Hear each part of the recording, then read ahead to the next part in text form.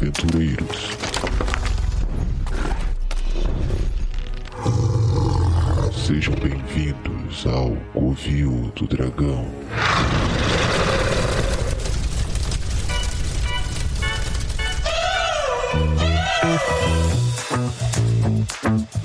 Saudações invasores de Covil. Eu sou Ed Nascimento, o famigerado Dragão Negro, e hoje temos segredos obscuros, segredos RPGistas que a Wizards não ia gostar que você soubesse. E aqui comigo, o nosso ilustre participante, Thiago. Thiago, se apresenta e diz pra todo mundo que dragão você é. Fala pessoal, bom dia, boa tarde, boa noite. Eu sou o dragão que estava com sinusite, se curou da sinusite, mas acho que está ficando com sinusite de novo. Mas enfim. Então, vamos que vamos, né? Que RPG não pode parar com sinusite. É isso aí. Gente, hoje nós vamos falar sobre alguns RPGs que não são D&D, e a maioria deles não é nem fantasia medieval, que vale a pena dar uma conferida, dar uma jogadinha, para você conhecer coisa nova, conhecer sistemas novos, novos modos de contar uma história e se divertir com ela, tá certo? Eu trouxe aqui um especialista em comprar jogos de RPGs variados e nunca jogá-los, que é o Thiago aqui. Pior que é verdade. Então, Ricardo, sobe a vinheta.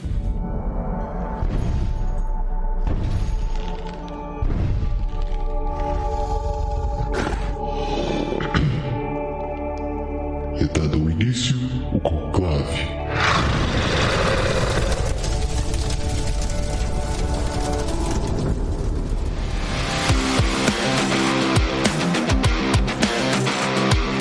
Então, meu amigo Thiago, pra gente começar essa listagem aí que a gente fez, por onde você quer começar? Quer começar pelas paradas, né, mais obscuras, que realmente pouca gente jogou?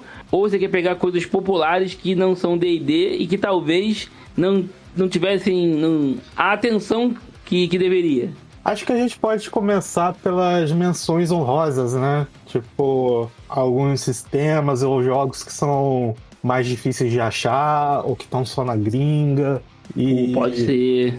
E que, pelo menos eu gostaria muito que tivesse versão nacional. O que você acha? Pô, perfeito. E por qual você quer começar? Bom, eu quero começar por um jogo que acho que foi um dos últimos que eu narrei para experimentar, que eu achei uma experiência fantástica, chamado Fábula Última, que é um sistema...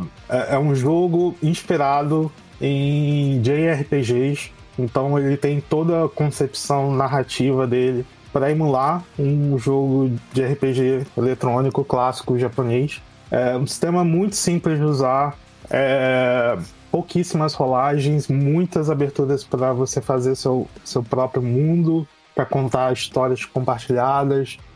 O sistema de combate dele é ao mesmo tempo simples, mas muito rico. Se você quiser fazer algo mais estratégico e tático, você consegue. Se você quer fazer algo mais chato da mente, você também consegue. Então foi um sistema que eu fiquei muito impressionado pelo quão elegante ele e muito rico e customizável.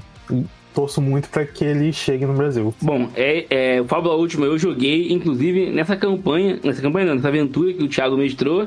E olha, esse aí é muito bom. Esse aí eu posso falar. Eu sou chato para RPGs, mas esse daí é realmente bem legal, é realmente bem divertido. Dá pra você montar todos os arquétipos dos Final Fantasy, Chrono Trigger da vida. Tem tudo ali pra você poder fazer. E, pô, é muito legal.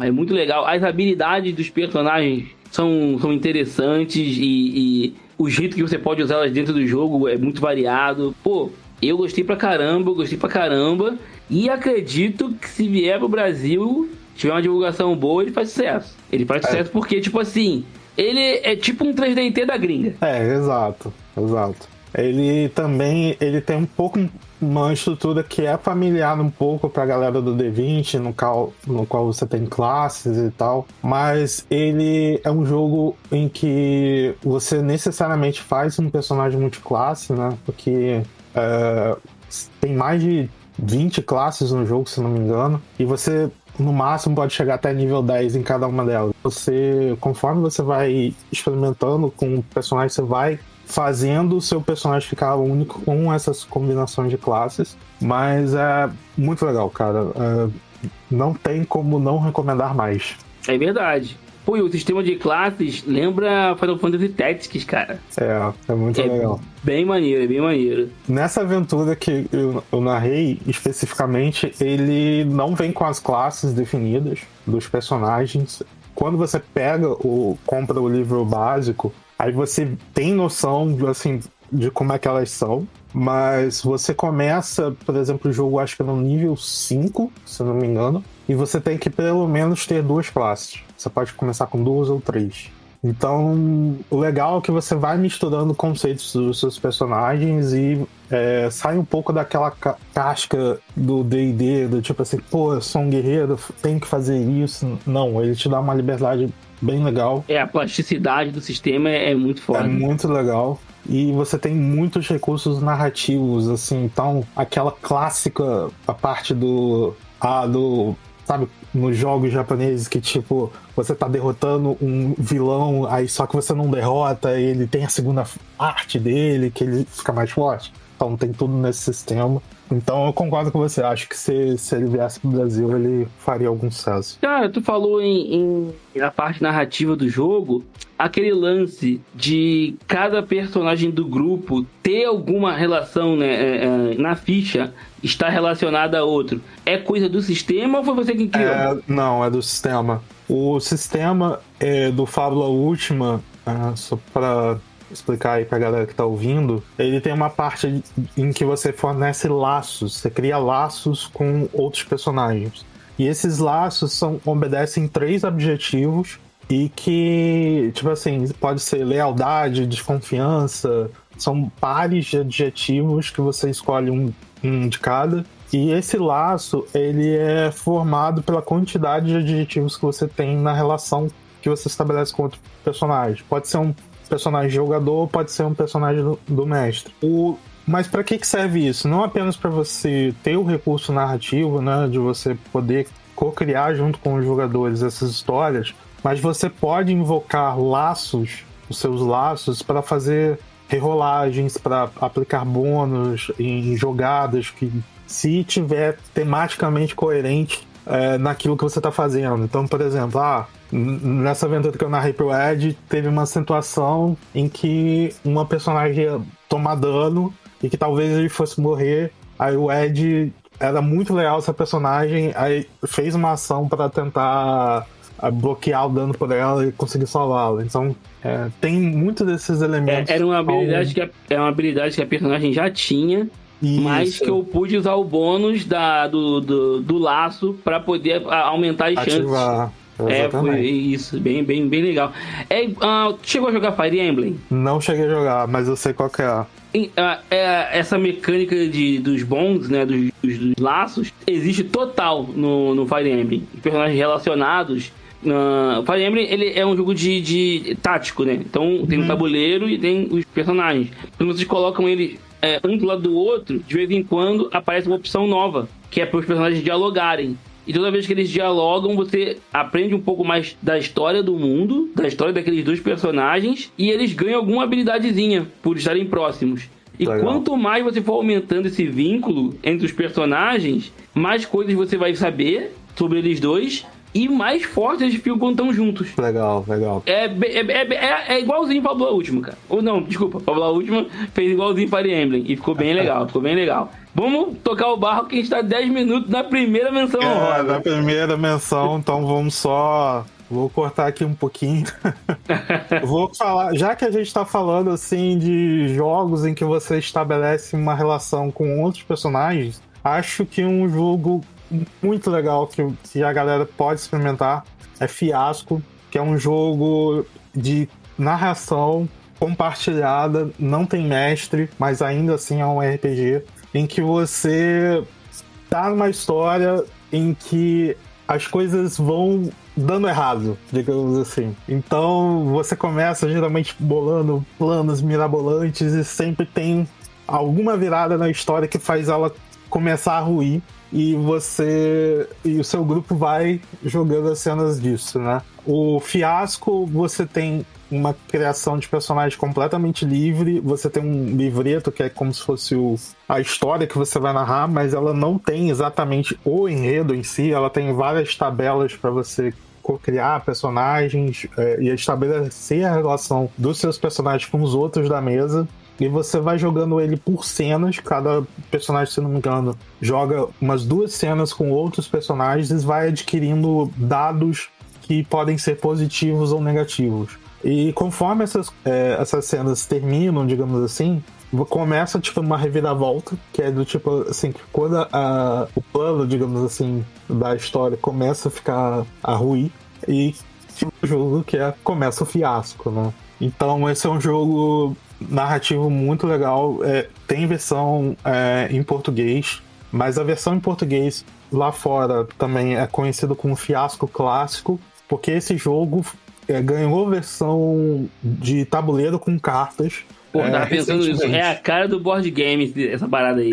Só que ele foi adaptado nessa versão do board card game de uma forma muito similar. Só que, diferentemente do Fiasco Clássico, em que as histórias, as pessoas podiam criar e as próprias relações, elas criavam junto, né? Então você não precisava quase nada para jogar.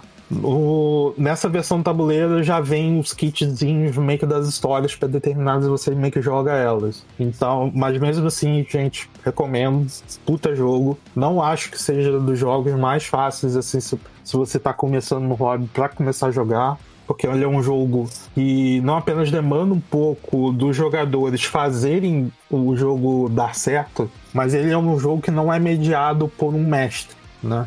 Então, esses jogos geralmente requer uma galera que tá mais acostumada em contar histórias, principalmente co-criar histórias juntos. Mas, se você puder experimentar, experimente, que é um puta jogo.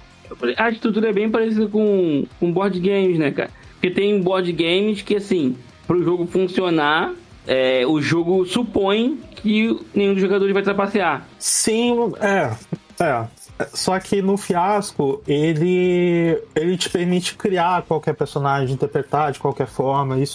Isso meio que distancia ele um pouco do board game clássico, né? No board game clássico, bem ou mal, na maioria deles, você tem personagens estabelecidos e eles podem até impactar de alguma forma na história, mas você tem muito amarrados quais tipos de personagens fazem parte daquela história. Tá certo, tá certo. Ao Fiasco, não. Você tem até um vídeo bem legal do Will Wheaton, que ele fazia muito tempo atrás, que ele pegava jogos pra jogar e gravava isso, acho que é tabletop alguma coisa. Ele tem 2 vídeos dele jogando Fiasco com uma galera é um jogo que se passa na década de 70 e ele criou um cenário inteiro. E criar um cenário envolve criar só umas tabelas. O resto da história é todo co-criado pelas pessoas. Nem sabia que o Will Wheaton jogava RPG, cara. Jogava. Ele, inclusive, ele já criou alguns RPGs. Olha só, mandar um convite pra ele, ver se ele vem aqui no Covil. Arrumar alguém pra dublar o Will Wheaton. Tu dubla o Will Wheaton pra gente, cara? Não. Tradução, de repente eu passo.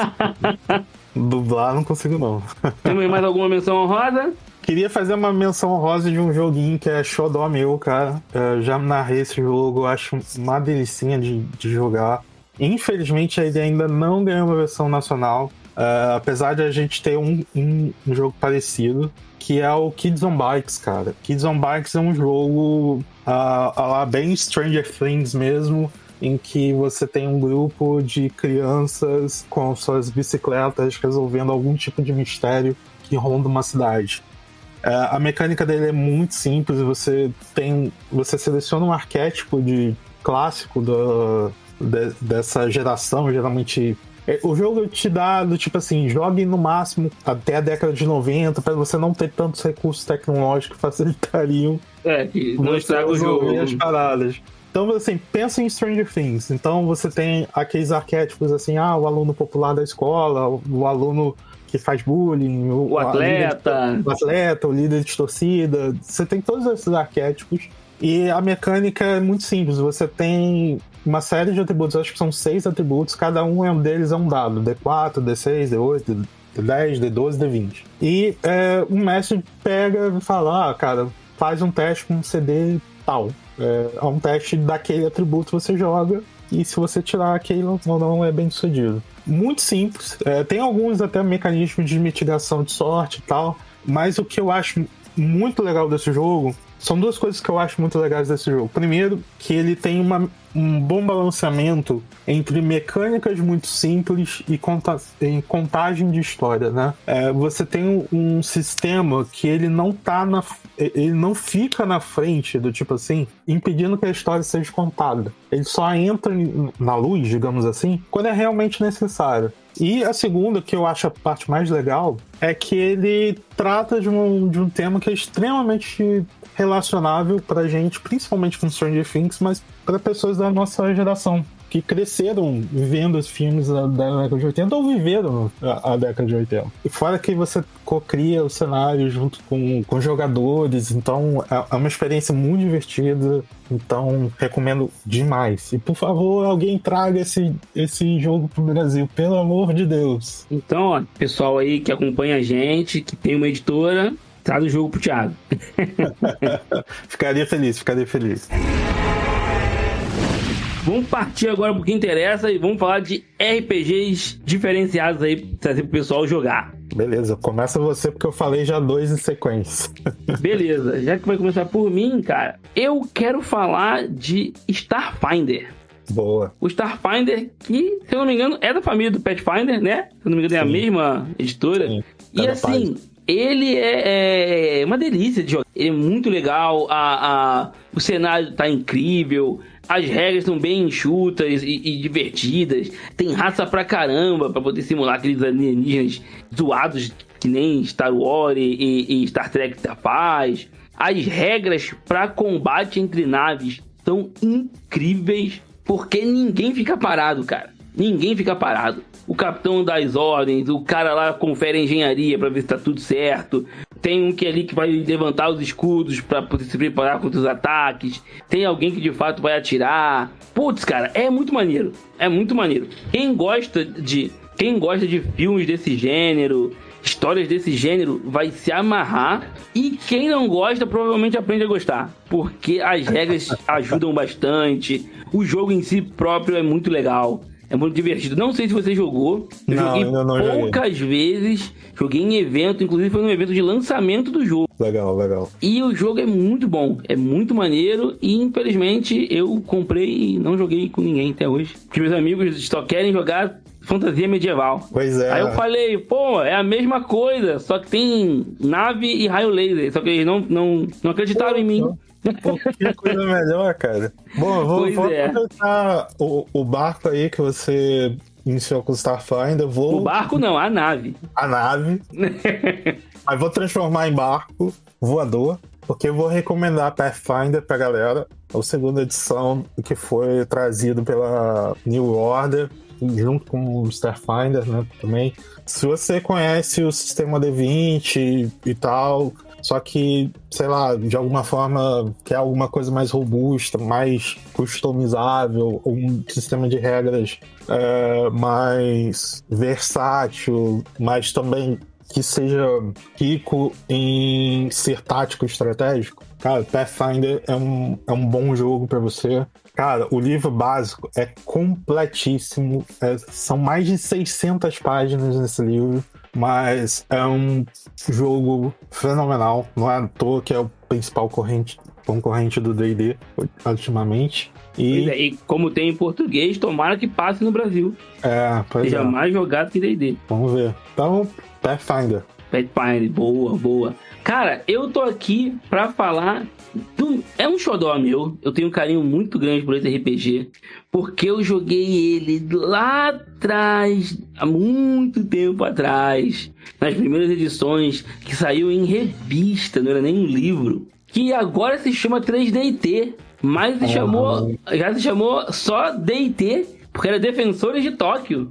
E também de AD&T, quando saiu o Advanced Defensores de Tóquio. E tá aí, cara, o 3D&T na sua versão Victory, que tá muito bom. Você chegou a jogar? Ainda não cheguei a jogar, mas eu li bastante, principalmente a parte das regras. Porque eu também joguei bastante 3D&T. Na época ainda, quando eu ia na revista da Dragon Brasil, vinha praticamente o resumo do jogo e a aventura para você jogar logo. Então, sim, várias aventuras eram assim. Pois é. E aí eu fui do tipo, ok, eu conheço o jogo, o que mudou? E, cara, eles pegaram algo que era já muito simples, ainda, na minha opinião, simplificaram ainda mais, deixaram um sistema mais leve, mais moderno e mais customizável, né? O que é, pra mim, mind-blowing. Achei muito legal.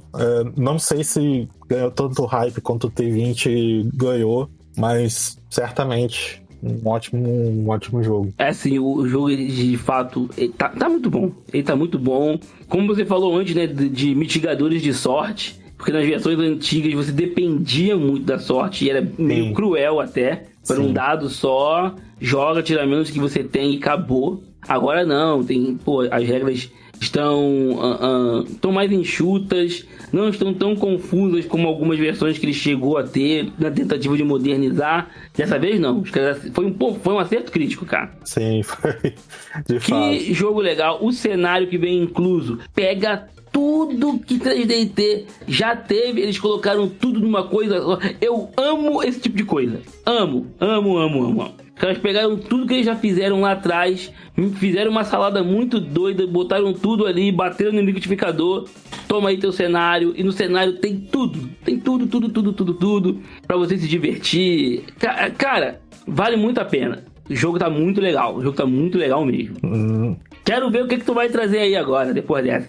Opa, que missão, hein? Cara, eu vou trazer um RPG nacional, mas infelizmente não tão conhecido. Vou trazer um dos vários RPGs dos Valpasso, mas infelizmente foi um dos poucos que eu joguei, que é o The Loyal, que ele é um RPG inspirado na Revolução dos franceses durante a Segunda Guerra Mundial para libertar a França do domínio nazista.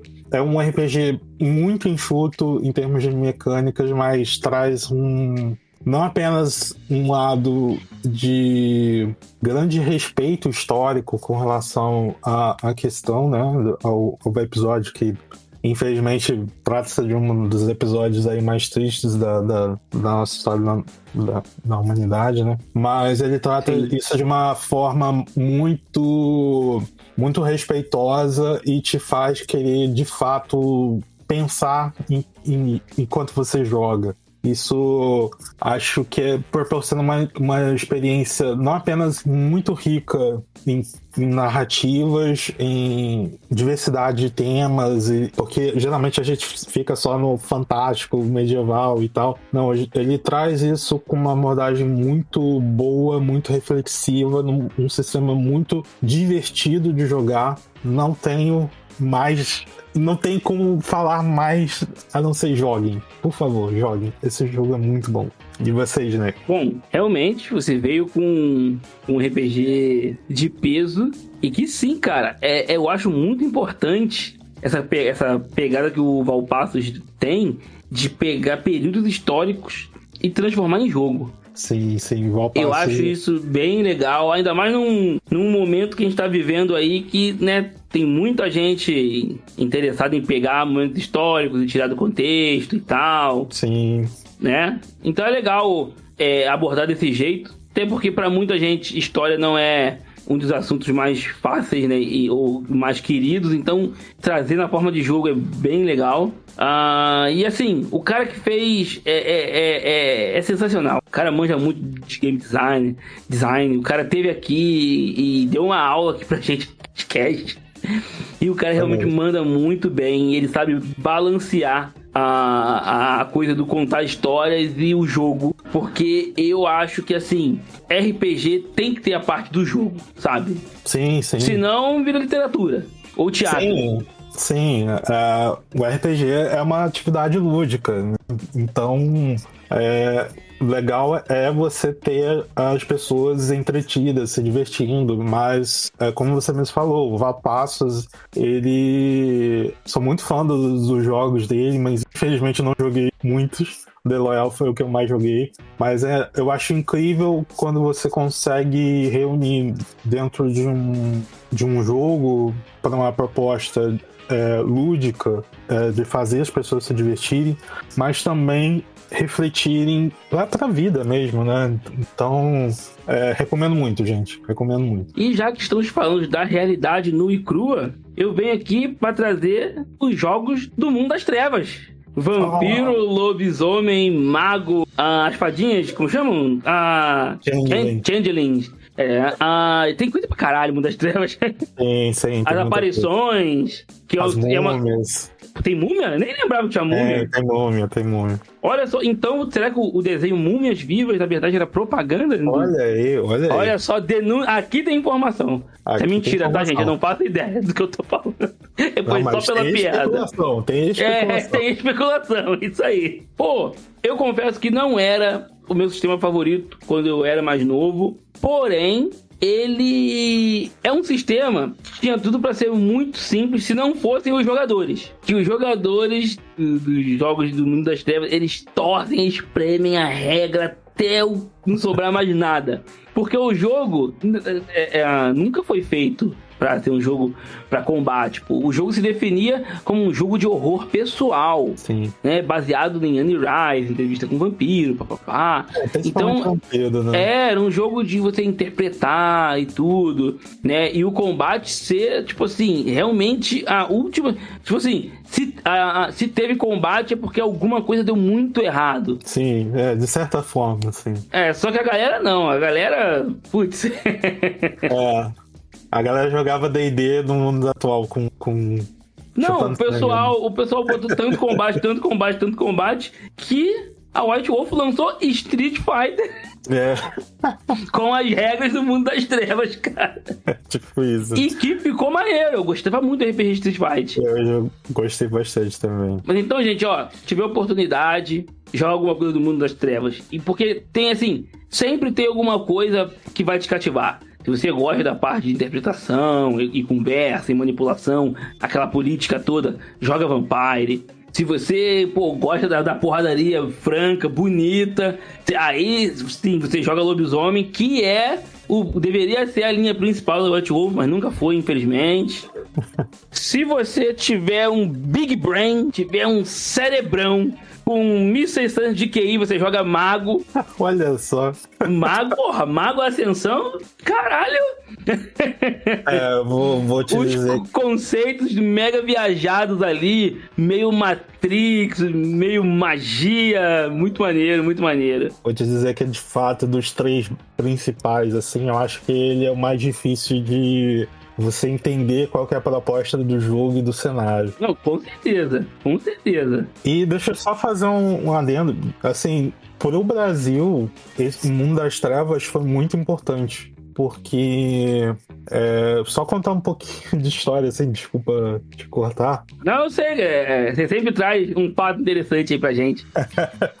Que, assim, na época em que o D&D estava na sua segunda edição, era conhecido como AD&D, RPG era uma coisa muito difícil de você conseguir, principalmente se você morasse em cidades do interior, né? Apesar de que a gente tinha produção nacional e tudo mais, sempre teve. A própria galera da Dragon Brasil aí atesta isso. Mas durante muito tempo o Mundo das Trevas foi o cenário mais jogado de RPG. Isso tem uma explicação. Apesar do D&D, desde que praticamente ele foi criado, ser o RPG mais jogado do mundo, no cenário brasileiro, naquela época, você jogar a D&D significava você comprar os 3 livros básicos, né? O livro do jogador, do mestre e dos monstros, que hoje em dia também é assim. Mas na época, o acesso desses livros era difícil e esses livros eram caros. Hoje não mudou tanto, assim, né? Mas esses livros eram caros. Era pior, era bem pior. Era bem pior. Ao passo que se você comprasse, tipo, um exemplar de um desses jogos principais do Mundo das Trevas, você tinha um jogo completo, com as regras para você criar Exato. suas mesas, pô, o cenário de campanha em si, o que fazer para tirar suas campanhas. Então você, com um livro só, que era até, se não me engano, era até mais barato do que comprar um dos 3 livros de D&D, você Com tinha certeza. um cenário completo com regras completas para você usar. Então isso é muito importante assim, para a história assim, do RPG do Brasil. Saiu 1 milhão de suplementos depois? Saiu. Caramba. Alguns foram muito ridículos? Foram. É o cara que tá falando, tá? Não. Mas alguns foram meio... Alguns a White Wolf mandou um migué, tipo, foi mal, tava doidão. Vamos fingir que isso aqui não aconteceu e vida que segue. Bom, mais alguma coisa aí, Dinei? Vai apresentar do Mundo das Trevas? Não. Só se tiver oportunidade, joguem, que é legal. Concordo. Mago Ascensão é um dos meus jogos favoritos, mas... Claro! É claro! O jogo é difícil.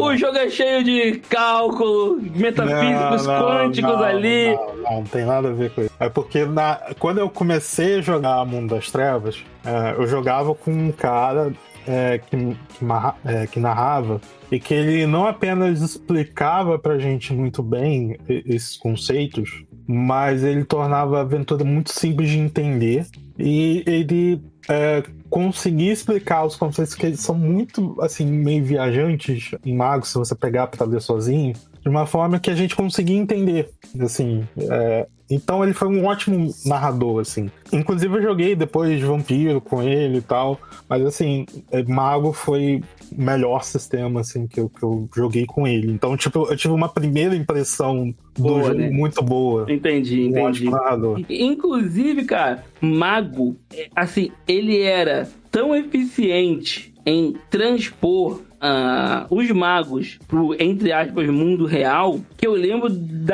lá na época, que a galerinha, que hoje o pessoal chama de jovem místico, né? Mas antigamente era a galerinha do ocultismo ali, um monte de gente tinha o livro e falava, não, esse livro aqui é baseado em coisas reais. Não é só um jogo, não é só uma brincadeira. Conheci uma galera que falava isso, e inclusive em São João de Meriti tem uma escola chamada Murilo Braga, que durante muito tempo foi a Hogwarts da Baixada. Olha aí, aqui tem informação, hein? Que o número de aluno ocultista por metro quadrado era muito grande na escola. Olha aí. Mas eu tô divagando, estou falando de coisas do passado, que só meritientes de raiz vão entender. Não vai fazer sentido pro resto do pessoal, não. Mas fala aí, cara. Fala de Mundo das Trevas, o que tu vai trazer? Vou numa linha um pouquinho na tangente aí. Vou falar de Fate, mas vou falar de um jogo exclusivo do Fate. Fate é um sistema, gente, com uma proposta muito narrativista. Ele tem várias versões, mas as 3 são o Fate Core, o Fate acelerado e o Fate condensado. Porra, Fate é do caralho. Fate é do caralho, Fate é muito bom. Muito gostosinho, principalmente se você quiser ter histórias com menos elementos táticos, menos combates, e mais a parte da narrativa. Ele é um sistema que se propõe a isso. E eu vou recomendar um jogo que saiu aqui no Brasil, que é baseado em Fate, que é o iHunt. O iHunt é baseado em Fate? É baseado em Fate. Não sabia, já vou dar uma olhadinha, que eu gosto de Fate. Eu joguei o Fate acelerado e como eu curti aquilo, cara. Ele é baseado se não me engano, até no Fate acelerado, pra ser mais específico. Mas pra quem não conhece o iHunt, gente, o iHunt é um sistema de RPG baseado numa série de livros de literatura que é sobre um mundo atual onde existem criaturas sobrenaturais que são caçadas, né? Tipo assim, existe vampiro, existe fantasma, existe o que você quiser que exista, exista. Gostei disso aí. E você, só que o legal é que você joga com um cara que é tipo assim, você não é herói. Você é aquele cara que tá tentando fechar suas contas no mês, tá aquele cheque especial, assim, gritando na sua conta. E você faz uso de um aplicativo, que é o iHunt. Não. É sério. Deixa eu continuar. Caralho. Deixa eu continuar. Não consigo pagar o imposto de renda, vou caçar o Saci? É isso aí mesmo? Exatamente. Não. Você vai... quero muito jogar isso aí. Você vai, abre um iHunt, você tem um perfilzinho lá, que aí tem as missões, que tem o seu nível de periculosidade, 1, 2, 3, 4 estrelas, 5 estrelas. Tem uma breve descrição lá, você tipo, quero ação, não quero, isso aqui. E você faz a missão, obviamente você produz as fotos, as provas, né? Faz o upload no aplicativo e você ganha por isso, né? Tipo, você praticamente é um Uber da exterminação dos seres sobrenaturais, entendeu? Como não tem um anime disso ainda? Deveria, né? Deveria. Isso é a cara dos animes mais recentes, cara. Pois é. Joguei isso no evento presencial do Rede RPG. Me apaixonei por esse jogo. Fate foi uma escolha que, na minha visão, foi muito acertada para esse jogo. Ele é um jogo extremamente divertido, gente. Cara, isso tá no Brasil, cara? Tem no Brasil essa porra? Tem no Brasil. Vou procurar aqui, porque eu tô muito interessado agora. Tem no Brasil. Recomendo, gente. Obviamente, assim, se você quiser experimentar qualquer uma das versões do Fate, vai, show de bola, você vai ver muito cenário, muito material maneiro pela comunidade. Eu, especificamente, tô recomendando o iHunt porque ele é um jogo pelo qual me apaixonei pela temática e por como ela casou com as regras do Fate. Então, fica aí minha dica, iHunt e Fate. Pô, tô procurando aqui pra comprar já. E não estou achando... Cara, eu não sei se é impressão minha, mas as paradas de Fate são difíceis de você comprar material físico, cara. Pois é, assim, eu já tive essa mesma constatação. Eu acho que é porque, assim, não tem tanto apelo do público para ter muitas tiragens, né? Eu vejo que Fate, por exemplo, saiu... Se eu não me engano... Só eu falar, eu achei um site que só tem essa porra. Aí, tá vendo? E o Fullmetal Cria aqui, ó. Aí, ó, Fullmetal Cria. Pô, tem que trazer esse maluco pra conversar com a gente, cara, o Lucas Conte. Tem que trazer. Tô inspirado. Aí, ó. Vou chamar ele agora no Twitter. Tô só desses agora, eu aí, pego cara. O convidado no laço. É isso aí, cara. Cara, não, eu vou pegar a capa do Fullmetal. Nossa, ó, caralho, de novo. Por que eu faço isso comigo? Eu vou te mostrar a capa do Fullmetal Cria e tu não vai me dizer que isso não vai ser muito maneiro. Eu já nem recebi a capa, eu já tô hypado já. Ó, eu tenho esse poder, eu sei. Só enquanto você tá me mandando a capa aí, cara, o que eu percebi é que Fate, os 3 livros básicos de Fate vieram muito do Brasil por financiamento coletivo. E não foram financiamentos coletivos que, assim, estouraram, assim, fizeram milhões de reais como os financiamentos coletivos da Jambô, alguma coisa nesse sentido. Então acho que é uma coisa de não haver muito público, não ter tanto apelo para muitas tiragens, entendeu? Mas, gente, recomendo. Vi aqui, cara, a imagem é fantástica. Gente, Fullmetal Cria, já vou comprar. Não sei se tá vendendo, mas já vou comprar. Ó, Lucas Conte, queremos você aqui, hein? Ó, você já tem 2 clientes, cara. Já tem mesmo. Agora, minha vez, né? Sua vez. Agora eu vou levar pauladas de tudo que é lado, as pessoas vão ficar com raiva de mim, vão brigar comigo. Mais um RPG que ainda vale a pena conhecer, que está na sua 4ª edição. É o queridíssimo GURPS, cara. GURPS é legal, os livros estão... Putz, cara, estão tão bonitinhos, estão tão legais. Tiveram que fazer... O livro é tão grande em inglês que tiveram que fazer 2 em português. Eu sei qual é. Um pra montar a ficha e o outro pra montar a sessão. Deus. Mas, ó, as regras estão mais enxutas do que nunca. Por incrível que pareça, olha só as regras enxutas. Ainda tem bastante regra, mas você não é obrigado a utilizar todas elas. As regras são situacionais, né? Então, se você realmente acha importante saber o ponto de fusão do Adamantium para sua campanha, tem. Mas se você não acha importante, não usa. Você não é obrigado. Se você não quiser usar a regra para cavar buraco, não precisa usar. Não precisa usar, de verdade, não precisa. E nem tem mais. Na Constituição eles aboliram a regra para cavar buraco. Você não pode mais gastar meio ponto nas suas perícias e para comprar vantagens para poder facilitar o cálculo. Porra, fala que não enxugou pra caralho. Não tem mais meio ponto. Assim, agora falando na boa. Assim, eu não sou muito fã de GURPS, assim, como um sistema básico. Mas, assim, tem que reconhecer o sistema tem seu valor histórico, tem seu apelo. Ele é realmente bom naquilo que se propõe de ser genérico. Não, ele é realmente genérico. É por isso que vários tipos de gêneros. É por isso que ele é tão confuso. Porque num livro só você tem material para montar tudo, sabe? Tem vantagens ali que, fazem muito sentido em um determinado período histórico. Exatamente. Em outros, a vantagem não faz mais. Tem alguns poderes ali que, são para super-heróis e alienígenas. Mas talvez a sua campanha não tenha aquilo. Mas tá tudo lá. Sim. Tá tudo ali. Assim, apesar de eu não ser exatamente fã dos GURPS, eu admiro muito alguns dos suplementos temáticos que eles têm. O suplemento de GURPS Cyberpunk é espetacular. O GURPS Fantasy também é legal. O GURPS de Mechas é fantástico também. É muito, assim, tem muitos RPG, tem muitos suplementos de cenários e de temáticas, assim, de GURPS que são muito bons, mesmo que você não seja fã de GURPS, porque ali você vai ter muita ideia de como elaborar. Porque cenários. cada suplemento de GURPS, eles vêm, além de regra, vem com muita informação. Se for o suplemento de um período histórico, cara, tem ali um monte de informação, um monte de dados, com uma acurácia muito grande, porque o pessoal faz questão, né, de ter essa acurácia, essa parte de pesquisa bem feita.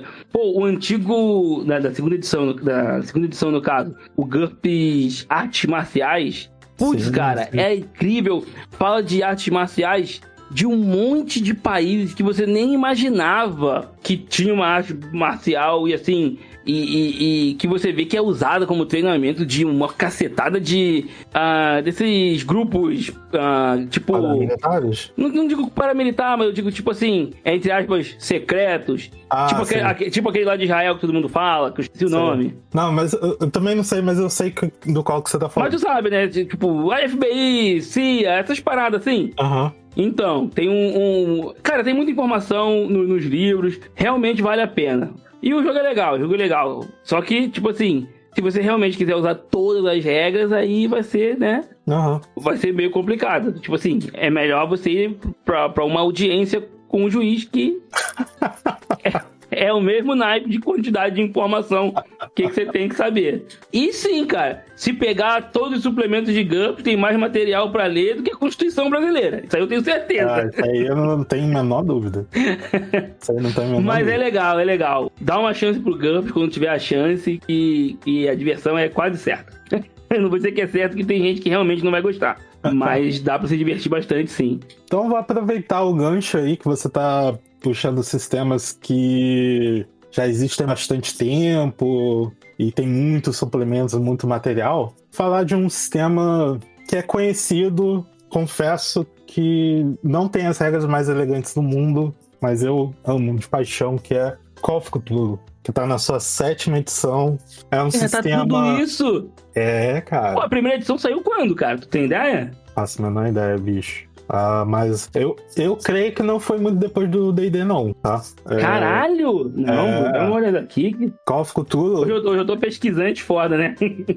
Beleza. Cara, Call of Cthulhu é um jogo, pra mim, um dos melhores jogos pra você mergulhar no mundo da fantasia de H.P. Lovecraft. e de todo o mitos que ele criou com os seus livros.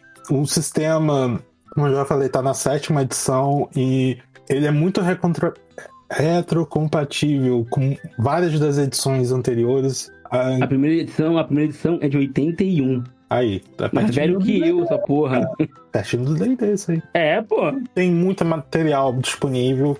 É um RPG que, quando eu falo que ele é deselegante, é que ele tem muitas mecânicas que são um pouco engessadas. Tanto é que, hoje em dia, tem outros RPGs com essa pegada, tipo, o mais conhecido é o Rastro de Cthulhu, que é uma mesma pegada, com uma mecânica mais elegante. Mas eu, particularmente, prefiro Call of Cthulhu, principalmente pela quantidade extensa de material que já existe e que você pode usar. E é um RPG bem denso mesmo, mas eu acho que faz jus à temática, eu acho que fica legal. Sim, e uma coisa que eu gosto de Call of Cthulhu, que vai parecer meio óbvio para quem leu e tá familiarizado com o universo de Lovecraft, é que você, quando você joga uma campanha, uma história de Call of Cthulhu, você não é o herói. Você não é, tipo, aquele cara que vai salvar o dia,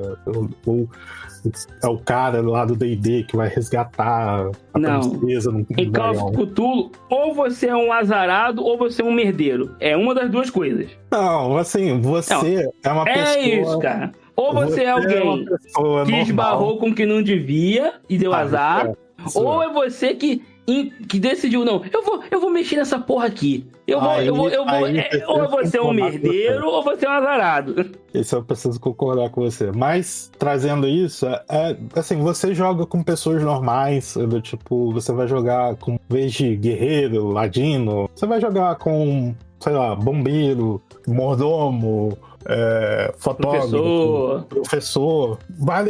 Os seus personagens vão ser muito fáceis de ser relacionados com as contrapartidas do mundo real. Mas as coisas pelo qual ele vai passar provavelmente não vai ser tão palatáveis no mundo real, que é a grande parada do jogo. Então, gosto demais desse jogo, gosto principalmente da temática e de como ele aborda algumas difíceis escolhas que o jogador pode ter durante a sessão. Por exemplo, a regra de sorte e de sanidade são uma das regras que eu acho mais maneiras assim, no jogo. Eu sei que vou estar sendo repetitivo, mas, pô, é um jogo que tem muito material. Então, se você pega um Call of Cthulhu hoje, cara, você acha inúmeras aventuras, campanhas e afins pela internet. Vale muito a pena. É isso aí, pô. Mandou bem. E agora, o que eu vou trazer pra gente? A gente já falou de bastante coisa hoje. O que eu vou trazer? Deixa eu olhar a minha listinha aqui. Cara, eu acho que, já que a gente falou de Cthulhu, eu acho que eu vou trazer aqui Ordem Paranormal. Boa. Jogou Ordem Paranormal? Ainda não. Eu já gosto vi streaming, mas ainda não joguei. Eu gosto de dizer que Ordem Paranormal é Cthulhu, só que mais brando. Que é realmente para você apresentar para um público mais jovem e tal. E ao contrário de muita gente aí, né, que é o RPG mais velho, mais carrancudo, que torce o nariz pras paradas, eu achei o jogo bom. Não é o meu jogo favorito, mas eu achei o jogo muito bom. Eu acho que ele cumpre muito bem a proposta dele. E assim, é divertidíssimo, cara. É divertidíssimo. Tem aquele gostinho de arquivo X, sabe? Uhum. Tipo, você descobre uma coisa, né? Acontece alguma coisa em algum lugar, e aí você começa a averiguar, aí você descobre a causa daquilo ali, e aí descobre que é algo sobrenatural, e aí depois é você dando um jeito de buscar informações ou saber como aquela situação ou aquele ser funciona pra poder lidar com ele. Uhum. E tipo assim, eu amo Arquivo X, né? E algo que tem essa pegada pra mim não tem como ser ruim. Não tem como ser ruim. Eu acho que é um estilo de aventura bem gostoso, tá? Eu sou fã, né, de séries que tem o monstro da semana.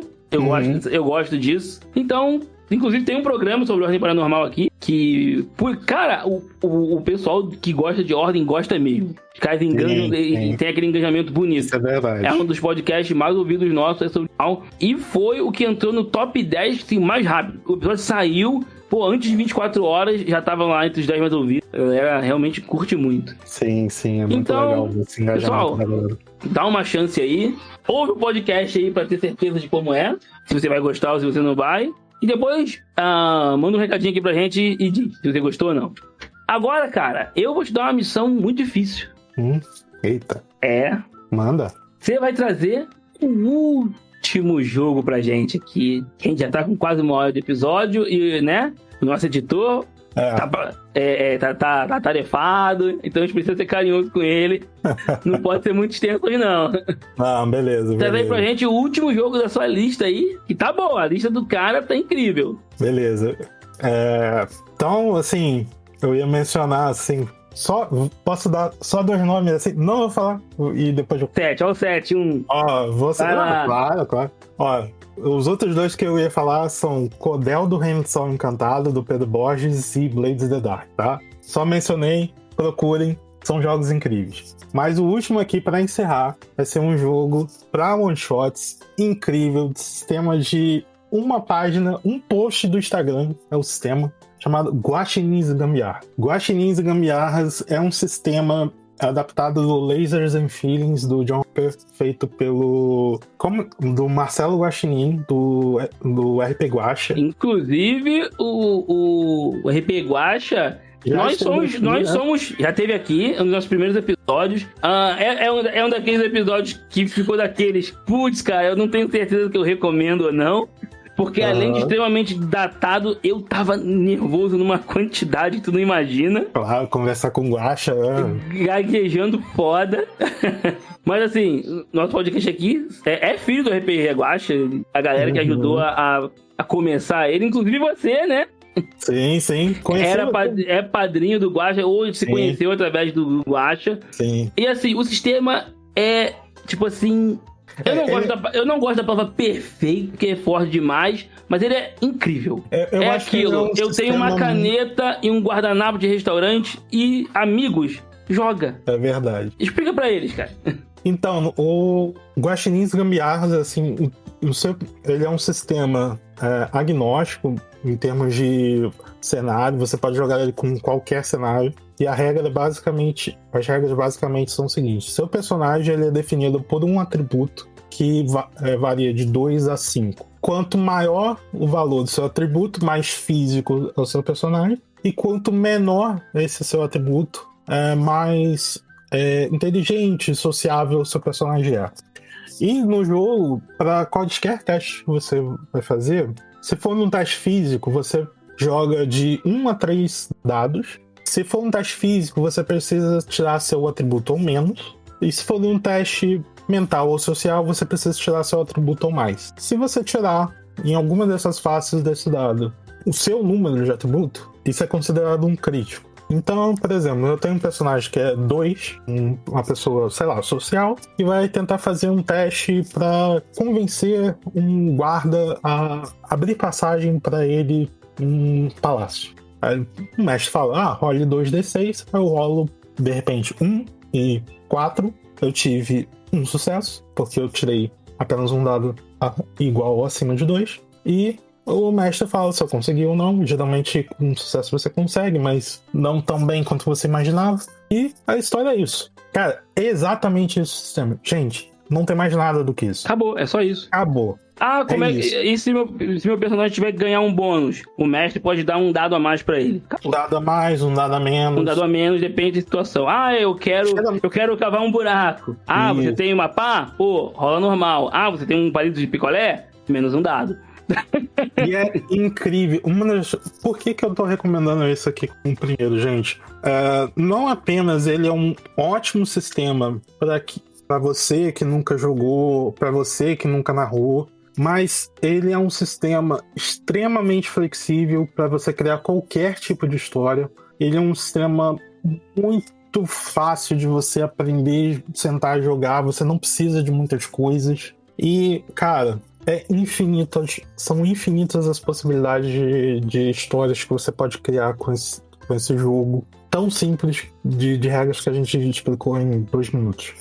Então, não teria como não ser o RPG mais recomendado, Guaxinins Gambiarras. Isso aí, pô, Guaxinins Gambiarra realmente, puta sistema. Se tá duvidando da gente, eu convido vocês a irem lá no RP Guaxa, baixar um episódio, ouvir e ver se o sistema funciona ou não.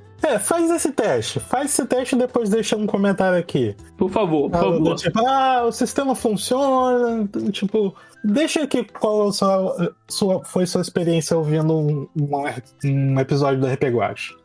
E fala pra gente se o sistema funciona ou não. Então, perfeito. Então, gente, vamos nos despedindo agora. Foi um episódio incrível, modéstia à parte. E eu convido vocês a seguir o Covil nas redes sociais. Covil do Dragão, né? Covil do Dragão. No Twitter, no Instagram. A gente tá lá. Dá uma avaliação legal pra gente no Spotify. A gente merece nosso conteúdo interessante. O editor é incrível pra caralho, que salva a gente inúmeras vezes. Pô, a gente é um projeto que tá engatinhando ainda, né? Faremos 1 ano em pouco tempo. E assim, a gente precisa de vocês, cara. A gente precisa que vocês recomendem pra galera que não escuta, mas gosta de RPG. Pô, eu tô chegando ao cúmulo de andar com um cartãozinho pra entregar pra pessoa rua. Olha só, isso aí. Outro level, né? Quando eu viajei quando eu tive lá aí em Niterói, né? Eu tava sentado assim, um rapaz na minha frente pegou, aí tava com o descanso de tela do celular assim, uma elfa toda bonitona e tal. Eu já olhei assim, peguei um cartãozinho. Pô, irmão, desculpa aí atrapalhar o silêncio da sua viagem. Podia estar roubando, matando. Eu tô divulgando meu podcast. Eu vi sem querer aí teu descanso de tela, eu acho que você vai gostar. Aí eu entreguei o cartãozinho pro cara. O cara me olhou, deu um sorrisinho assim, do tipo, pô, vou ouvir. Então, se você é o cara do ônibus, por favor, faça um comentário nesse episódio aí. E é isso. Vamos ajudar a gente a ter 100 pessoas lá com a gente no Spotify. Falta pouquinho. Só que eu fico com um toque de ver o tão perto assim e não anda essa porra. Não, vamos lá, gente, vamos lá. 100 é rapidinho chegar. Vamos lá. De graça, nem paga. De graça, não cobra nada. Ajuda bastante o criador. Ajuda bastante e é só dar um clique assim. Só um clique. Ajudou uma galera aí que tá produzindo conteúdo pra vocês. E aproveitando, já que vocês vão interagir bastante aqui na caixinha de comentários, seja discordando da gente, concordando com a gente, ou falando de outros RPGs muito maneiros que a gente não incluiu nessa lista, pô, sugiram novos assuntos pra gente abordar aqui. Pô, por favor. Quem sabe aí, a gente não... Traz a sua própria lista aí de RPGs mais diferenciados. Quem sabe a gente não fala deles aqui? Pois é, quer de repente um episódio só falando de técnicas pra narrar ou pra impedir aquele seu jogador com medo de arruinar sua sessão? De repente, faz aquele barulho. Essa crítica caiu lá em Miracema, hein? Faz aquele barulho aqui nos comentários e o pessoal aqui do RPG do Covil aqui com certeza vai ouvir e vai entrar na pautinha de promessas do Ednei. Você que prometeu! Não, eu tô prometendo pra você que é muito mais fácil pra mim. Tá certo, então. Então, ó, vou pegar o meu martelo aqui, bater ele e encerrar o conclave. Até a próxima, pessoal. Valeu, gente. Até a próxima. Falou!